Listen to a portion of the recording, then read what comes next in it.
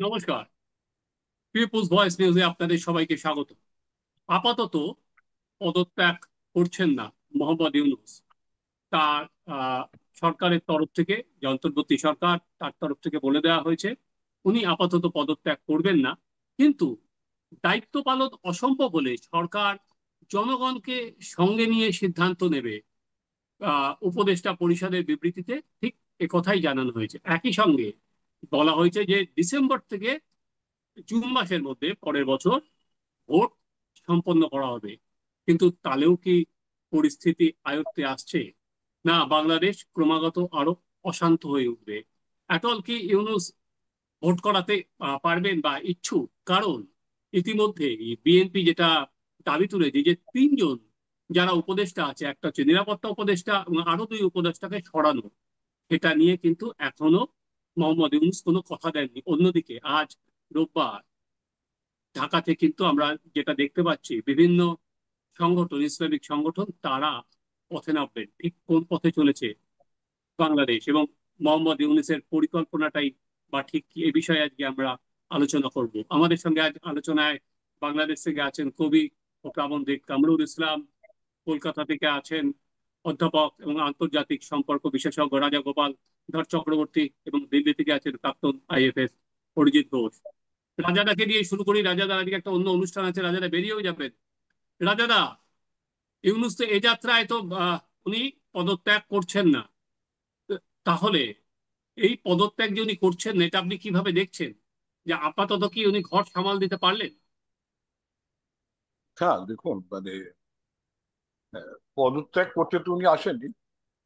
কেননা নির্বাচন জিতে যারা আসে তাদের অনেক দায়বদ্ধতা থাকে। উনি তো নির্বাচনও জেতেন না, কিন্তু যেটা উনি করছেন খুব অবাক করা ব্যাপার। উনি পরিষ্কার জানিয়ে দিচ্ছেন যে রাস্তায় লেঠেলরা দাঁড়িয়ে থাকবে। হ্যাঁ, উনি সাধারণ মানুষকে বা মৌলবাদীদের উস্কানি দিচ্ছেন, তোমরা পথে পথে পথে এসো এবং আমাদের রক্ষা করো। এই যে বিবৃতি অফিসিয়ালি বেরিয়েছে, যেটা অত্যন্ত ক্ষতিকারক। তো উনি যদি নির্বাচিত হয়ে আসতেন, সাধারণ মানুষকে বলার একটা জায়গা ছিল, দেখো তোমরা আমায় নির্বাচন করেছো, এখন এই অবস্থা হচ্ছে। ওনারা কিন্তু নির্বাচিত হয়ে আসেন, জোর করে উনি বসিয়েছেন। আর্মির দয়ায় বা দাক্ষিণ্যে উনি এখানে এসেছেন। এখন উনি যদি লেঠেল বাহিনীর সাহায্য নিয়ে ক্ষমতা দখল করতে চান, আর্মির এখন কিন্তু উচিত হবে ওনাকে যথাযথ জবাব দেবার। আর্মি পরিষ্কার জানিয়ে দিয়েছে যে তারা বাংলাদেশের স্বাধীনতা যুদ্ধকে তারা অস্বীকার করতে পারে না, তাদের এবং বাংলাদেশ সংবিধানের প্রতি তারাও দায়বদ্ধ, এরকম মোটামুটি বডি ল্যাঙ্গুয়েজে তারা বুঝিয়ে দিয়েছেন। এবং যেটা তারা চান যে বাংলাদেশের নির্বাচন এবং নির্বাচিত সরকারই সে দেশে সব সিদ্ধান্ত নেবে, এটা তারা জানে। একটু পরে হলো আর্মি এটা জানাতে, বোঝা যাচ্ছে যে আর্মি একটা প্রফেশনালি ট্রেইনড আর্মি। সেই পাকিস্তানের ট্রেইন আর্মির মতন একেবারে নিজেদের স্বার্থের কথা বলে না, অযথা ক্ষমতা দখল করে না। যখন প্রয়োজন হয় তখন তারা আস্ফালন করে। সেটা ওনারা ওয়াকারুজ্জামানের প্রতি সাধারণ মানুষের শ্রদ্ধা, বিশ্ব জুড়ে যারা বাংলাদেশকে অবজার্ভ করতেন তাদের শ্রদ্ধা বেড়ে গেছে। এখন দেখার যে এইভাবে পথে যদি লেটেল বাহিনী নামাচ্ছেন, মৌলবাদীদের নামাচ্ছেন, তার ফলে প্রগতিশীল চিন্তার ভাবধারার মানুষ তারা তো বিপন্ন। একই সঙ্গে বিপন্ন হচ্ছে সে দেশের সংখ্যালঘু মানুষরা।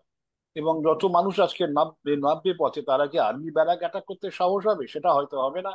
তারা হয়তো প্রগতিশীল চিন্তাধারার মানুষদের উপর আক্রমণ করবে, সাধারণ মানুষের উপর আক্রমণ করবে এবং সংখ্যালঘুদের উপর আক্রমণ।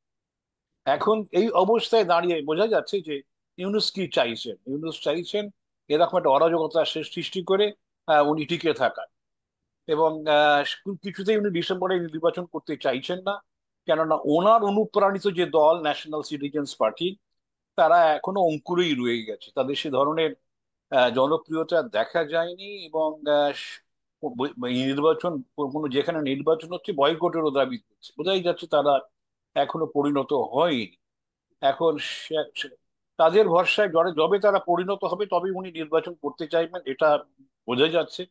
বাংলাদেশের সাধারণ মানুষ বুঝছে কিনা সেটা আমার জানা নেই। সেটা যদি তারা বুঝতে পারে ইংলিশের অবস্থা, আগামী দিনে কিছু হয়তো মানুষের হাতে বিপদে পড়তে হতে পারে। কিন্তু এই মুহূর্তে যে কথাটা আমার কাছে আমার অত্যন্ত প্রয়োজন বলে মনে হচ্ছে, যে সেটা হচ্ছে যে যেভাবে উনি গদি টিকিয়ে রাখতে চাইছেন, এটা অভাবনীয়। ওনার মতন ভাবমূর্তির মানুষ, যিনি নোবেল প্রাইজ পেয়েছেন, গ্রামীণ ব্যাংকেও একটা সময় ওনার সঙ্গে আমার কাজ করার সুযোগ হয়েছিল। যে বিশ্ব জুড়ে ওনার সেই গ্রামীণ ব্যাংক যে ধরনের একটা প্রভাব ফেলেছিল গরিব মানুষের ক্ষমতায়ন, বিশেষ করে প্রান্তিক শ্রেণীর মহিলাদের, সেই মানুষটার ভাবমূর্তি যে বিরাটভাবে ক্ষতি হতে চলেছে। এখনই উনি রিজিগনেশন দিয়ে যদি দেশ ছেড়ে চলে যেতেন, হাসিনার মতন একটা সেফ রিট্রিট নিলে, তাহলে হয়তো ভালো হতো। কিন্তু এই যে থেকে থেকে যাওয়ার চেষ্টা, সেটা কিন্তু বিপজ্জনক হতে পারে। উনি নিশ্চয়ই আজকে বলছেন আপনি রাস্তায় পথে নেমেছে, উনি হয়তো জল মাপবেন যে যদি দেখা যায় বিরাট সংখ্যক মানুষ নামছে, হয়তো ওনার আশা তৈরি হতে পারে। যদি সেরকম মানুষ না হয়, পদত্যাগ কিন্তু যে উনি করবেন না, এটা কিন্তু বলা যায় না। এই শ্রেণীর মানুষ সাধারণত সুযোগের সন্ধানে থাকেন। আহ, হয়তো কোনোদিন যখন দেখা যাবে সাধারণ মানুষ সেভাবে পথে নামলো না, হয়তো উনি আবার বিদেশ পাড়ি দিতে পারেন। হ্যাঁ। কামরুদা, এই জায়গা থেকেই আপনাকে আমি জিজ্ঞেস করছি যে আবার রাস্তায় উনি লোককে নামাতে চাইছেন, অর্থাৎ উস্কানিও দিতে চাইছেন। বাংলাদেশকে আরেকটা গৃহযুদ্ধের দিকে এগোচ্ছে, এবং গৃহযুদ্ধ যদি বাঁধানো যায়, সেক্ষেত্রে কি ইউনূসের লাভ? যারা টিকে গেলেন, ভোট হলো না, গোলমাল হলো, ক্যাওস হলো, ফলে ভোটটা করতে হচ্ছে না। ধন্যবাদ চ্যানেল সহ আজকের আলোচক এবং যারা দেখবেন সকলকে অভিনন্দন জানাচ্ছি, স্বাগত জানাচ্ছি। বাংলাদেশ আসলে একটি ক্রান্তি লগ্ন অতিক্রম করছে। এই ক্রান্তি লগ্নের মধ্যে নানা ধরনের প্রবণতা, নানা ধরনের রাজনৈতিক সমঝোতা, আবার একই সাথে সামরিক বাহিনীর তাদের ভূমিকা এই এবং পাশ্চাত্যের বিভিন্ন দেশের যে ভূমিকা মিলে চতুর্মুখী একটা অবস্থানে বাংলাদেশ আছে। বর্তমান যে প্রধান উপদেষ্টা, তিনি সম্প্রতি ঘোষণা দিলেন যে নেত্রী পদত্যাগ করবেন। অর্থাৎ কখন দিচ্ছেন যে উনি চট্টগ্রাম বন্দর যে কোনো একজনের হাতে দিতে চান বলে তিনি ঘোষণা দিয়ে দিলেন। একজন প্রধান উপদেষ্টা তো এইভাবে ঘোষণা দিতে পারেন না যে হঠাৎ করে একজনকে হাতে দিয়ে দেবেন। মানবিক করিডোর নামে ইওনের কথা বলে তারা মানবিক করিডোর দিয়ে দেবেন। এ সমস্ত দেশে যখন বিভিন্ন প্রবণতাগুলো থাকে, এর বিরুদ্ধে জনগণের ভিতরে একটা বিক্ষোভ তৈরি হয়। এবং এই বিক্ষোভের প্রবণতা থেকে আমরা দেখেছি যে সামরিক বাহিনীও এই সময় তারাও তাদের ভিতরে একটা বিক্ষোভ তৈরি হয়েছে ভিতরে ভিতরে। ফলে এই প্রবণতার থেকে তখন উনি কোনো কিছুই যখন সাকসেসফুলি করতে পারছেন না, তখন তিনি এরকম একটা ঘোষণা দিয়ে দেখাতে চাইলেন যে এখন জনগণ মনে করে, এবং পত্রপত্রিকায় দেখছি এই ধরনের কথা বলার পরে তিনি একের পর এক রাজনৈতিক দলগুলোর সাথে বসছেন। গতকালকে একটি কয়েকটি সংগঠন, ছোট ছোট বেশ অল্প কিছু লোকজন, তারা মার্চ ফর ইউনুস, তারা সেখানে জাতীয় সরকারের রাষ্ট্রপতি হিসাবে একটা ঘোষণা চায় তারা। ফলে এই অবস্থার মধ্য দিয়ে যে পরিস্থিতি বিরাজ করছে, একটি অস্থিতিশীল এবং চরম একটি হতাশার জায়গা। এবং নির্বাচন প্রশ্নে তার দিক থেকে এখনো পর্যন্ত কিন্তু সুস্পষ্ট কোনো ঘোষণা আসেনি। উনি বলছেন যে ডিসেম্বর থেকে পরবর্তী জুন জুলাই থেকে এইভাবে বাড়িয়ে দিচ্ছেন। তো এখন ডিসেম্বরে নির্বাচন না হলে বাংলাদেশের প্রধান যে দল বিএনপি, তারা হয়তো আন্দোলনে যাবে। তো এই আন্দোলন এবং নির্বাচন না হলে কি হতে পারে? ইতিমধ্যে সামরিকরাও যারা, তারাও রাস্তায় নেমেছে দেখলাম, আইন শৃঙ্খলা বাহিনী, কিন্তু মব সন্ত্রাস বন্ধ হয়নি। আমরা দেখেছি যে একের পর এক দেশের অস্থিতিশীল পরিস্থিতি বিরাজ করছে। রাত 8টার পরে মানুষ অনেক সময় বেরোতে পারে না। মানুষের আহ, এমনকি আওয়ামী লীগের যারা এখন স্বাভাবিক জীবন যাপনের জন্য বের হচ্ছে, তারা গ্রেপ্তার হচ্ছে। আবার যারা ছাত্রলীগ করতো, প্রায় 5,000 ছাত্রলীগ কর্মীরা এখনো পর্যন্ত আনসিন হয়ে আছে। প্রায় 2 লাখ স্টুডেন্টদের মধ্যে একটা হতাশা কাজ করছে। এই অবস্থা থেকে তিনি তো পারছেন না। আবার যে দাতা সংস্থার তিনি বলেছিলেন, বিডার যাকে নিয়ে আসলেন বাইরের থেকে, বলেছিলেন যে এখানে প্রচুর আর্থিক বিনিয়োগ ঘটবে, কিন্তু এখানে সেই সমস্ত প্রতিশ্রুতি বাস্তবায়ন হয়নি। যে যাদের পদত্যাগ করার কথা বলা হয়েছে, তারা এক সরকারে বসে, সরকার তো পরিচালনা করার কোনো যোগ্যতাই নেই সেই সমস্ত ছাত্র উপদেষ্টাদের, তারা ওখান থেকে দুই ধরনের দ্বিচারিতা এবং উস্কাচ্ছেন। ফলে আজকে বিএনপির শুধু না, এটা জনগণের দাবি এসছে। আরেকটি হলো জাতীয় নিরাপত্তা উপদেষ্টা। এই পদটি বাংলাদেশে কখনো ছিল না। হঠাৎ করে আমেরিকা থেকে, যে 24 বছর ধরে আমেরিকায়, যে সেই লোকটিকে এনে জাতীয় নিরাপত্তা উপদেষ্টা হিসেবে মন্ত্রী পদমর্যাদায় তাকে বসানো হয়। তো একটা গুরুত্বপূর্ণ জায়গায়, যে বাংলাদেশের সিটিজেনশিপ নাই, যে ত্যাগ করে চলে গেছেন, হয়তো গোপনে গোপনে এসে আবার নিয়েছেন, তিনি নিরাপত্তা, এর ফলে আমাদের সেনাবাহিনী, যে দেশপ্রেমিক সেনাবাহিনী, তাদের ভিতরে ক্ষোভ তৈরি হয়, অন্যান্য বিরোধী দল এবং সিভিল সোসাইটি বলেন অন্যদের ভিতরে হয়। আবার বিডার যিনি আসলেন, তিনিও দীর্ঘদিন আমেরিকায়। আবার আমরা সেন্ট মার্টিন দেখলাম দেওয়া হবে না, সেখানে অলরেডি 400 আমেরিকান সোলজার সেখানে অবস্থান করছে। তো এই অবস্থার ফলে দেশ যে গৃহযুদ্ধের দিকে যাবে না, কারণ লেবার, আপনি যদি পরিসংখ্যানগুলো দেখেন, দেখবেন গত বছর সেপ্টেম্বরে এক অঞ্চলে, আশুলিয়া নামক ঢাকার পাশে এক অঞ্চলে 219টা কলকারখানা বন্ধ হয়ে গেছে। সার্বিকভাবে প্রায় 1,500-এর মতন কলকারখানা বন্ধ হয়ে গেছে। শ্রমিক বিক্ষোভ হচ্ছে, কৃষকদের বিক্ষোভ হচ্ছে, ফসল পাচ্ছে না, ফসল হচ্ছে না। এর ফলে এই বিক্ষোভ সে থামাতে পারবে না, কারণ তার এই পর্যন্ত তার কৃষকদের উন্নয়নের কোনো পলিসি দেয়নি। কলকারখানা বন্ধ হয়ে যাচ্ছে, দোষ চাপানো হচ্ছে আওয়ামী লীগকে, কিন্তু এটা থেকে উত্তরণের কোনো পথ নেই। ছাত্ররা ক্লাসে ফিরে যাচ্ছে না, তারা অটো পাস, অটো চাকরি চায়। সেখানে তার কোনো, এই পর্যন্ত কোনো তিনি বলেননি যে তোমার শিক্ষা অঙ্গনে ফিরে যে লেখাপড়ায় মনোযোগ দাও, এইসব কথা বলেননি। অর্থাৎ তার সকল প্রবণতার মধ্যে একটা, পুরো দেশ জুড়ে একটা ভায়োলেন্সের দিকে যাচ্ছে। আর পলিটিক্যাল দলগুলো পারস্পরিক মুখোমুখি হচ্ছে, কখনো ধর্ম ভিত্তিক দল, বিএনপি সহ অন্য দল। আবার তার পক্ষের যে দলটি, তারা যেহেতু এখনো পর্যন্ত আমাদের পিপুলস গ্রহণ করেনি, ফলে সেখানে তিনি থাকতে হলে অরাজকতা তৈরি করতে হবে। তাকে যে মূলত যারা বসিয়েছেন, এখন তাদের অ্যাটিটিউডের উপর তা নির্ভর করে। আর তিনি তো ক্ষমতা ছাড়বেন এই ধরনের আমরা মনে করি না। ফলে ডিসেম্বরে যদি নির্বাচন না হয়, তো এই দেশে তুমুল আন্দোলন হবে। এই আন্দোলন ওনার ঠেকানো সম্ভব না, এটি হলো আমরা মনে করি। অরিজিৎ, কামরুলদা যে কথাটা বললো তাতে কিন্তু একটা পয়েন্ট ইন্টারেস্টিং, সেটা হচ্ছে সেন্ট মার্টিন দ্বীপে ইতিমধ্যে মার্কিন সেনা ঢুকে পড়েছে। এবং যেটা শোনা যায় যে ইউনুসের নিরাপত্তা বলয়ের মধ্যেও মার্কিন সেনা আছেন, এবং বাংলাদেশের অনেক সাংবাদিক বলছেন দুটো নাকি মার্কিন হেলিকপ্টারও মোহাম্মদ ইউনুসের জন্য রাখা হয়েছে। তো যে ইউনুসকে একটা সময় আমরা দেখেছিলাম যে ক্লিন্টন ফাউন্ডেশন বা তারাই বসিয়েছিলেন, তো এখানেও তিনি ক্রমশ আর কি আমেরিকার দিকেই ঝুঁকছে। ওনাকে এটা কেন, এবং ওনার এই অত্যাধিক এই মার্কিন প্রীতি ওনাকে কি টিকিয়ে রাখতে দেবে? কালকে আমরা দেখলাম যেটা আওয়ামী লীগের শেখ হাসিনা তিনি যখন বলছিলেন কালকে, তিনি কিন্তু এই সেন্ট মার্টিন দ্বীপটা উল্লেখ করেছেন কালকে উনি যখন আবার আহ ওনাদের পেজে যে বার্তা দিয়েছেন।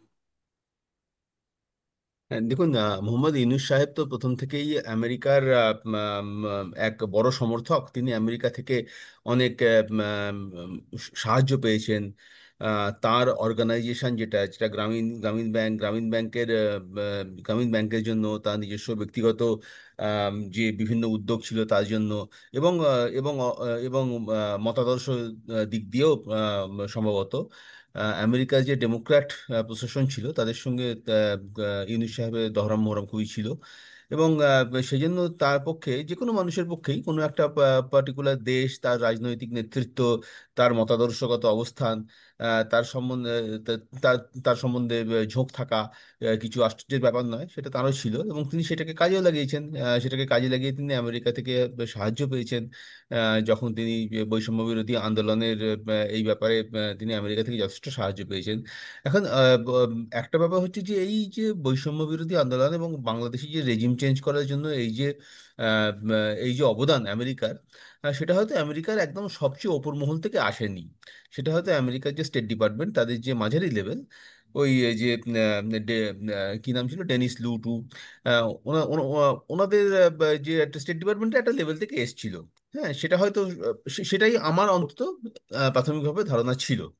তারপর শেখ হাসিনা বললেন ওই সেন্ট মার্টিনের কথা। সেন্ট মার্টিনটাকে তিনি খুবই একটা গুরুত্বপূর্ণ ফ্যাক্টর বলে উল্লেখ করলেন। এবং এখন শুনতে পাচ্ছি কামরুল সাহেব বলছেন যে ওখানে নাকি আমেরিকা অলরেডি তাদের সৈন্য টৈন্য নিয়ে দখল নিয়েছে।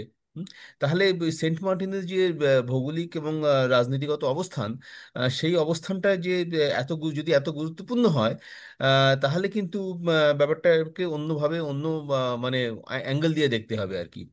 আর হয়তো এটা সত্যি আমেরিকার কাছে খুব গুরুত্বপূর্ণ, শুধু বাংলাদেশের জন্যই নয়, মায়ানমারের জন্য। কারণ মায়ানমার একটা আনস্টেবল রিজিয়ন হয়ে রয়েছে গত বহুদিন ধরে, এবং সেই জন্যই এখন রাখাইন করিডোরের কথা হচ্ছে। সেই রাখাইন করিডোরের ব্যাপারেও হয়তো ইউনূস সাহেব তার সম্মতি দিয়ে দিয়েছিলেন, ভালো করে কথাবার্তা না বলেই।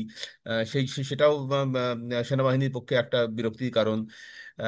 এবং হয়তো আমি জানি না, হয়তো তার যারা অন্যান্য যারা উপদেষ্টা আছেন, মাহফুজ আলম বা কি বলে আসিফ মাহমুদ, এদের সঙ্গে কথা বলেছেন কিন্তু আমি জানি না। হয়তো কথাবার্তা না বলেই তিনি একটা কমিটমেন্ট দিয়ে দিয়েছিলেন, তার জন্য হয়তো একটা তিনি বেকায়দায় পড়ে গেছেন আমেরিকার পরিপ্রেক্ষিতে। আহ, আহ, মানে মোদ্দা কথাটা হচ্ছে এই, যে আমেরিকার যে অবস্থান বাংলাদেশে, আমেরিকা যে যে গুরুত্বটা, সেটা হয়তো অন্তত ব্যক্তিগতভাবে আমি আগে অতটা মনে করিনি, এখন যতটা মনে হচ্ছে। সত্যি সত্যি হয়তো বাংলাদেশের ভূ রাজনীতিগত অবস্থান, মায়ানমার এবং অন্যান্য যে আনস্টেবল যে অঞ্চলগুলো রয়েছে তাদের পরিপ্রেক্ষিতে তার যে ভূমিকা, সেটা হয়তো আমেরিকার পক্ষে খুব গুরুত্বপূর্ণ। এবং সেইটাই ইউনূস সাহেব কি করে হ্যান্ডেল করবেন, কি করে ট্যাকেল করবেন, তার সম্বন্ধে কি করে একটা ঐক্যমত গড়ে তুলবেন, সেইটা দেখতে হবে। কারণ বাংলাদেশের সাধারণ মানুষ কিন্তু আমেরিকার প্রতি খুব একটা সহানুভূতি সম্পন্ন নয়। ইউনূস সাহেব ব্যক্তিগতভাবে হতে পারেন, তার যে কেরিয়ার, তার যে ব্যক্তিগত যে ইনভলভমেন্ট তার মধ্যে দিয়ে, কিন্তু বাংলাদেশের সাধারণ মানুষ এবং বৈষম্য বিরোধী ছাত্র আন্দোলনের নেতারা বা বিএনপি, কেউই আমেরিকার প্রতি অতটা সহানুভূতি সম্পন্ন বলে আমার মনে হয় না। কাজে সেটা তাকে দেখতে হবে, তিনি সেটা কেমন ভাবে দুই দিকে নিয়ে চলতে পারেন। রাজা, আপনার কাছে যেটা জিজ্ঞাস্য, যেটা একদিকে আমেরিকা, তার আরেকদিকে চীন, এদিকে আমি দেখতে পাচ্ছি পাকিস্তান, এবং এই এই তিনজনকে তো একটা প্ল্যাটফর্মে আনা সম্ভব নয়। সেখানে বাংলাদেশের সঙ্গে চীনের দূরত্ব বাড়বে।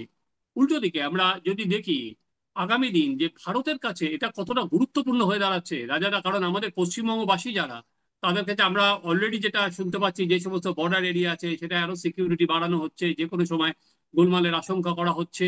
তো আপনি কিভাবে হ্যাঁ, দেখছেন এটা? হ্যাঁ, দেখুন অরূপদা, এটা একটু বলি, সংক্ষেপে বলি, চলে যেতে হবে। হ্যাঁ, ঠিক আছে। আমার যেটা ধারণা, ট্রাম্প এবং তার যে সহ সহ সহকর্মী ইন্টেলিজেন্সের চিফ এখন হয়েছেন তুলসী গ্যাবার্ট, যেভাবে বিবৃতি দিচ্ছিলেন, তাতে অনেকেরই মনে হয়েছিল যে এনারা বাংলাদেশের যে ইংলিশ প্রশাসনের বিরোধী, এবং হয়তো এরা খুব প্রোঅ্যাক্টিভ অ্যাকশন নিতে পারে।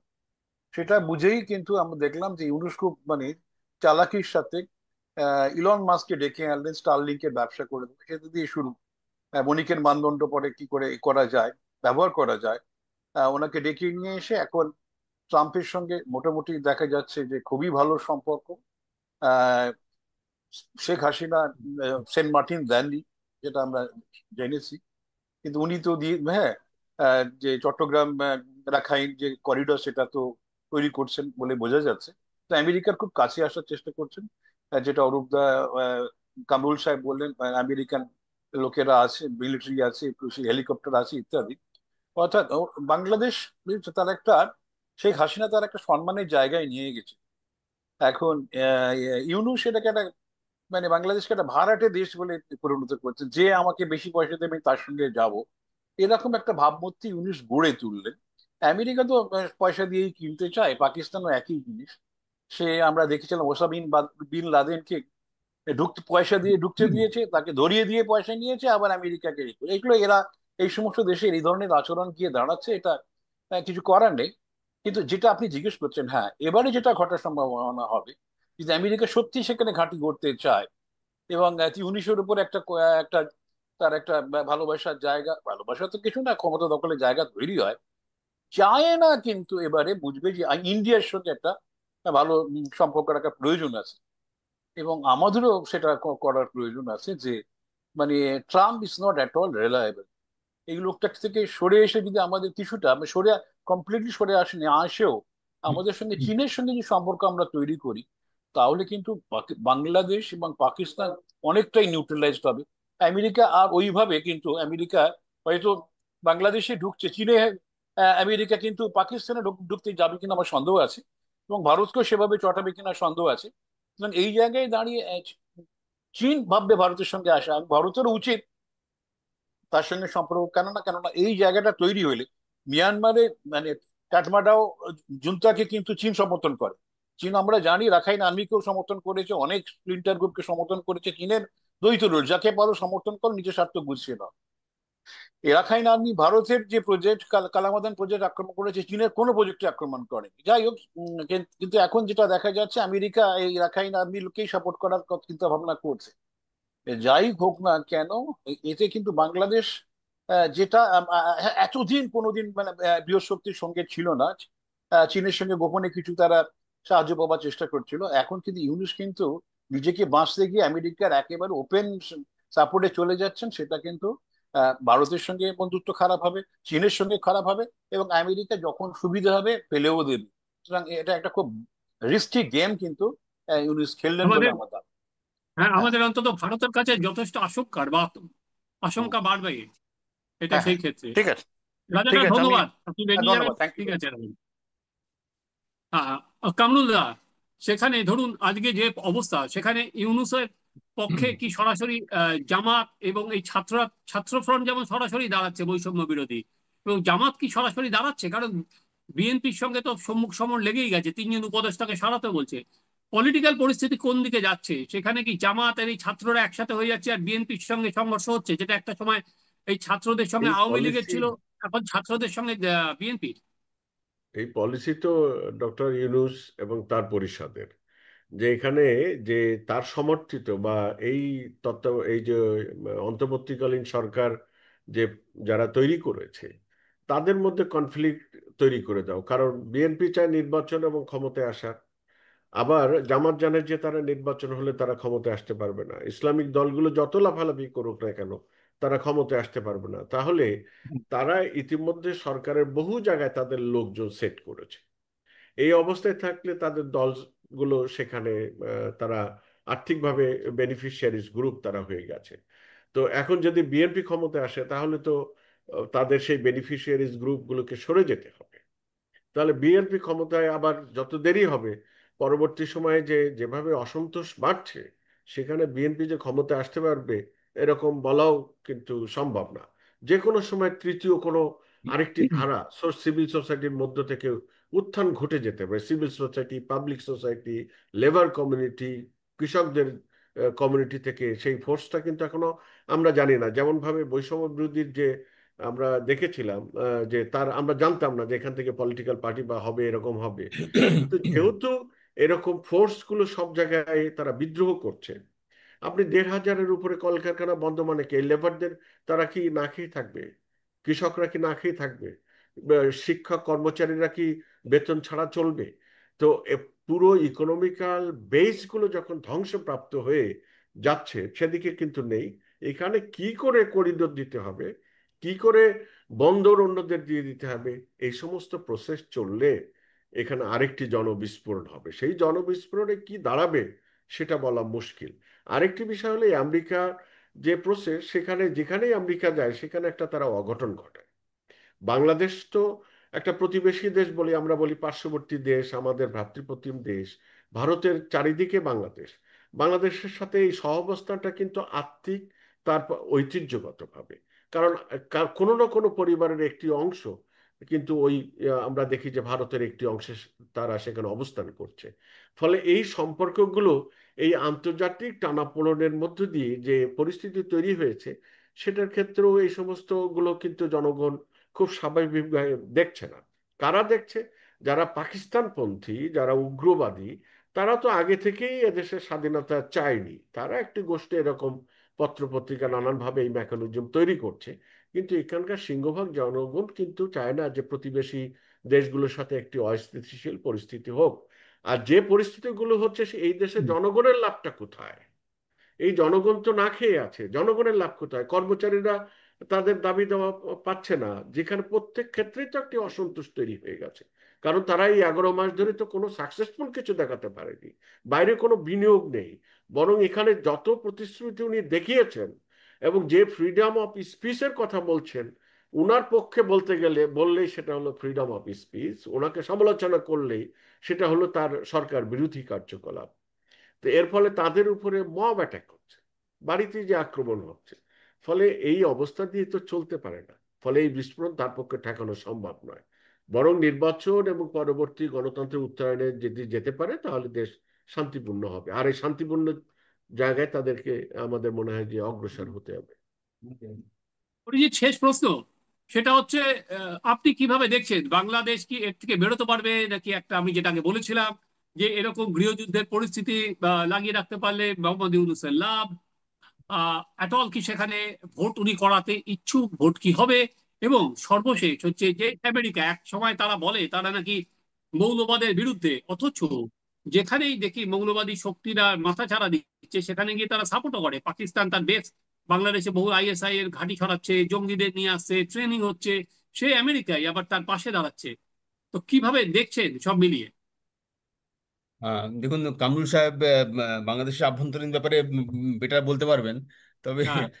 আমার যেটা মনে হচ্ছে সেটা হচ্ছে এই যে উনি যেটা বললেন সেটা ঠিক কথা। আসু নির্বাচনে কিন্তু বিএনপির যত তাড়াতাড়ি নির্বাচন হবে বিএনপি তত লাভ হবে। কেননা হুম। তারা হয়তো তাদের পলিটিক্যাল মানে তাদের বিজয়ের পথটা সুগম হবে। যত দেরি হবে ন্যাচারালি সাধারণভাবেই, কারণ বিএনপি মানে না, অস্বস্তির হ্যাঁ, মধ্যে ওরা পড়বে। তো গুছিয়ে হ্যাঁ, দিতে দিচ্ছে। বিএনপি তো হ্যাঁ, সেটাই বলছে, দেরি করে এই ছাত্রদের দলটাকে গুছিয়ে নেওয়ার সময় দিচ্ছে। হ্যাঁ, শুধু শুধু ছাত্রদের দলটা গুছিয়ে নয়, যেটা কামরুল সাহেব বলছে যে জামাতে ইসলামীর পক্ষেও তারা তো আর নির্বাচনে জিতবে না। কিন্তু আপনি যদি মৌলানা মওদুদি সাহেবের যদি ইয়ে থিওরি পড়েন জামাতে ইসলামী, তাহলে জামাতে ইসলামী কিন্তু বলেছে যে যে যে যে ইসলামী অভ্যুত্থান যেটা হবে সেটা কিন্তু গ্রাসরুট লেভেল থেকে হবে না। ইসলামী অভ্যুত্থান যেটা হবে, যেটা মওদুদি সাহেব বলছেন, সেটা হচ্ছে এইভাবে হবে যে যারা কিনা সত্য আমির, যারা কিনা দিনের প্রতি প্রতি মানে মানে লয়াল, তারাই সমাজের সমস্ত কি পোস্টগুলো তারা তাদের দিয়ে অধিকার করে নিতে হবে। তারপর সেই ইসলামিক অভ্যুত্থানটা সমাজের ওপর থেকে নিচে নামানো হুম। হবে। হ্যাঁ, তাহলে সেরকম একটা ব্যাপার হতে পারে আর কি। হ্যাঁ, আচ্ছা, মানে হয়তো জামাত হয়তো সেইভাবে ভাবছে, তাও হতে পারে। এখন কথা হচ্ছে যে এই সমস্তের মধ্যে যে আওয়ামী লীগ, তার কি তার কি অবস্থা হবে? মানে আওয়ামী লীগকে তো এখন নিষিদ্ধ করা হয়েছে, ফলে তারা বোধহয় নির্বাচনে অংশগ্রহণ হয়তো করতেও পারবে না, আমি ঠিক জানি না, হয়তো করতে পারবে না, বা তারা হয়তো নতুন কোনো না, তাদের দেবেও নাম না, নিয়ে, হ্যাঁ, তাদের তারা করতে হয়তো দেওয়া হবে না। তাতে কোনো হয়তো তারা নতুন দল টল তৈরি করে হয়তো নির্বাচনে অংশগ্রহণ করার চেষ্টা করতে পারে। আহ, যাই হোক না কেন, যত দেরি হবে নির্বাচনের ইউনূস সাহেবের সুবিধা। কেননা নির্বাচন হয়ে গেলে তো ইউনূস সাহেব প্রধানমন্ত্রী হতে পারবেন না, তখন তাকে ওই একটা রাষ্ট্রপতি রাষ্ট্রপতি যদি কিছু একটা করা যেতে পারে, সেটা হয়তো তার যদি ক্ষমতার আকাঙ্ক্ষা থাকে, তাহলে তিনি হয়তো সেইভাবে কিছু একটা চিন্তা করতে পারবেন, বা সেরকম কোনো একটা আপোষে আসতে পারবেন যারা জিতবে তাদের সঙ্গে।